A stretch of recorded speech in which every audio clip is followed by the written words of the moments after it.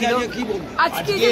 আজকে judgement pronounce করার কথা ছিল, মানে দোষী সাব্যস্ত তো কালকে হয়ে গেছিল।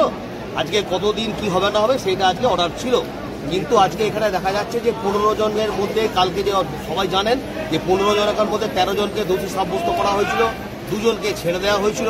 ওই 13 জনকার মধ্যে আজকে 4 জন আসতে পারেননি, তাদের শারীরিক অবস্থা খারাপ, সেই জন্য তারা হসপিটালাইজ হয়ে আছেন।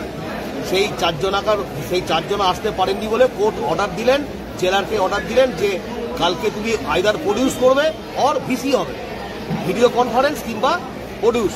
এবার জেলারের কাছে অর্ডার যাবে, জেলার অর্ডার যাওয়ার পরে জেলার এবারে কী করবেন সেটা ওনার ব্যাপার, উনি কোর্টকে জানাবেন, উনি কোর্টের অর্ডারকে উনি মানবেন, তারপরে উনি যা করবেন সেটা কোর্ট আবার দেখবেন যে কি দেবে। কোর্ট যদি স্যাটিসফাইড হন কোর্ট নেক্সট অর্ডার দেবেন, মানে যা হবার কালকে হবে। যা হবার কি ব্যাকগ্রাউন্ডে আজকে অ্যাবসেন্ট হয়েছে? ওনাদের শারীরিক অসুস্থতার জন্য মেডিকেল পেপার দিয়েছে, হ্যাঁ, এবং ওখান থেকে রিপোর্ট এসেছে যে আজকে প্রডিউস করা গেল না, দে আর অ্যাডমিটেড ইন দ্য বিএমসিএইচ। তাহলে আজকে 9 জনের কেস ছিলেন আজকে, হ্যাঁ 13 জনকার মধ্যে আজকে 9 জন এসেছিল। আজকে তারা জেসিতেই গেছে তো আজকে, হ্যাঁ বলুন একটু। হয়তো তারা তো আবার আজকে যেখানে থেকে নিয়ে এসে